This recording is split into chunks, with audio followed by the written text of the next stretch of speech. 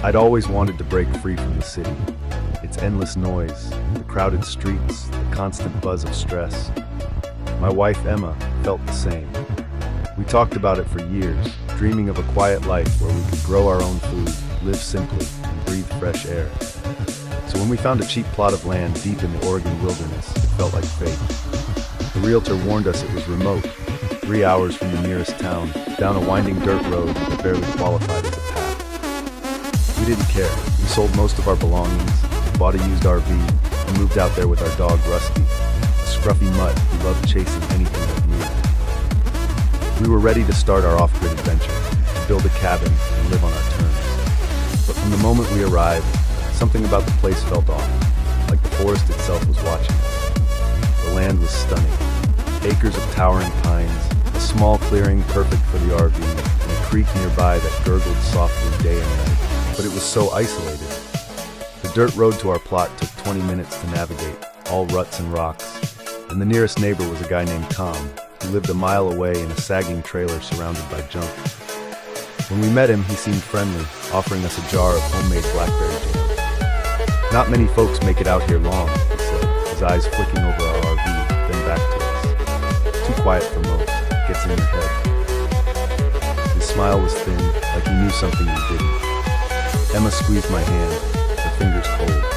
I laughed it off, thanking him for the jam, but as we walked away, I felt his stare on my back. The first few days were busy. We parked the RV in the clearing, set up a fire pit with stones from the creek, and started clearing brush for the cabin's foundation. Rusty bounded through the trees, barking at squirrels and rolling in the dirt. During the day, the forest felt alive, birds chirping, wind rustling the pines. But at night, it changed. The silence was so thick it felt like a weight on my chest. I'd lie awake, listening, waiting for something to break it. Sometimes I'd hear a branch snap or leaves crunch, like something heavy moving through the underbrush. I'd tell myself it was deer or maybe a bear, but when I looked out the RV's window, I never saw anything. Emma felt it too. "It's too quiet," she said one night, her voice low as she stirred soup on our propane stove, like the forest is holding its breath. I hugged her, trying to laugh it off. "It's just new," she said. "We'll get used to it." About a week in, things started getting weird. One morning, we found Rusty's water bowl tipped over, the ground around it muddy with what looked like boot prints. Big ones, too wide to be mine or Emma's. They circled the RV, then trailed off into the trees. My stomach knotted up. "Maybe Tom stopped by," I said, but Emma shook her head. "He'd have said something, and why spill Rusty's water?" She was right, it didn't make sense.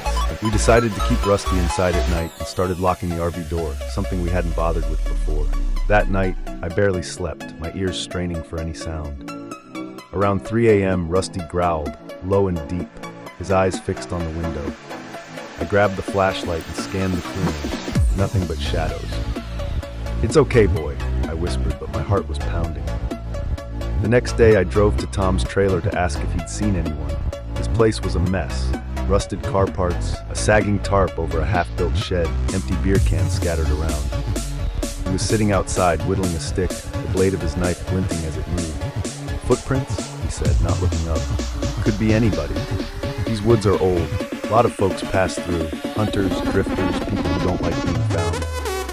He paused, his eyes meeting mine. "Some say there's old camps out there, abandoned shacks, people who don't take kindly to new faces." His voice was calm, but there was an edge to it, like he was testing me. I asked if he'd been by our place. He chuckled, shaking his head. "Not me, but you might want to get a gun. You never know who's out there."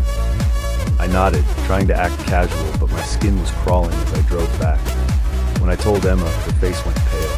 "I don't like this," she said, pacing the RV's tiny kitchen. "I keep feeling like someone's watching us. Yesterday, when I was by the creek, I heard something moving in the bushes. I thought it was Rusty, but he was right next to me." Her voice cracked, and I pulled her close. "We're okay," I said, but I wasn't sure I believed it. "We'll stick together, keep the doors locked, and I'll get a signal booster for the phone." The nearest town was too far for a quick trip, but I promised we'd go soon. For now, we'd stay vigilant. That night, we triple-checked the locks and kept Rusty's leash short, tying him to the bed frame. I kept a kitchen knife and a heavy flashlight by my side, useless as they'd probably be against anything serious. Around midnight, it started a faint tapping, like someone knocking on a tree. Tap, tap, tap. Rusty's ears perked up and he growled, his fur bristling. Emma grabbed my arm. "You hear that?" she whispered. I nodded, my mouth dry. The tapping grew louder, closer, moving from the trees to the edge of the clearing. Then came a scraping sound, slow and deliberate, like something dragging along the RV's metal side. Scratch, scratch, scratch. My heart was hammering so hard I thought it burst. "Stay here," I said, grabbing the flashlight and knife. Emma's eyes were wide with panic. "Don't you dare go out there," she hissed, clutching Rusty, who was now barking like mad. I cracked the window, shining the flashlight into the dark. The beam caught nothing but trees, their branches swaying slightly. "Who's out there?" I shouted, my voice shaking. Silence. Then from somewhere in the woods, a voice, low, gravelly, almost a growl. "You don't belong here." It was so clear, so close. It felt like ice in my veins. I slammed the window shut, locking it, and stumbled back to Emma. "What was that?" she whispered, tears streaming down her face. "I don't know," I said, my voice barely steady. "But we're not opening that door." The tapping and scraping went on for what felt like hours, sometimes stopping for a few minutes, then starting again, closer or farther away, like whoever it was, or whatever, was circling us, toying with us.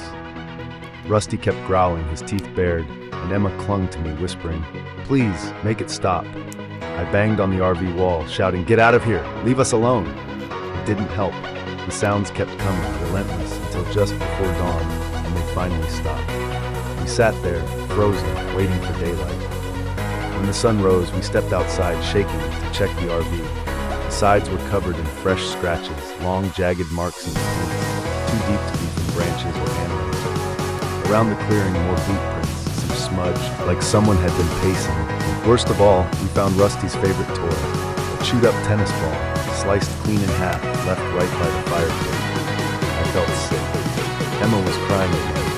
"We're leaving," she said, "now." We packed in a frenzy, throwing clothes and gear into bags, not caring what we left behind. As we loaded the RV, I noticed something carved into a pine tree at the edge of the clearing. A rough symbol, a circle with 3 jagged lines slashed through it.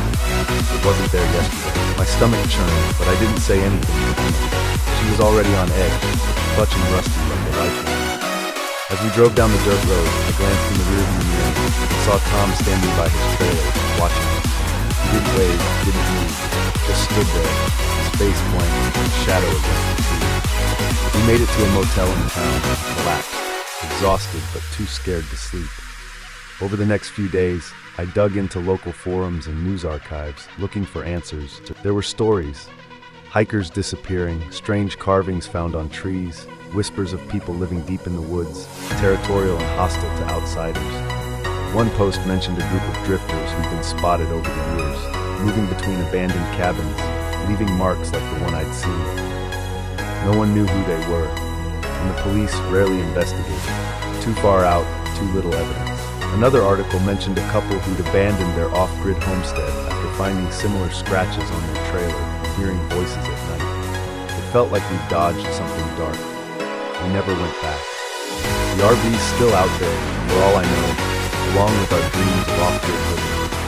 We're back in the city now, in a small apartment where the hum of traffic feels safer than that suffocating silence. Sometimes I wake up at night hearing that tapping in my mind.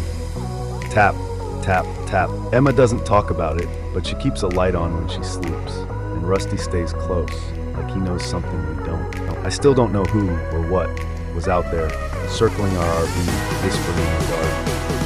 But I know we weren't alone in those woods, and I'm not sure we ever would have.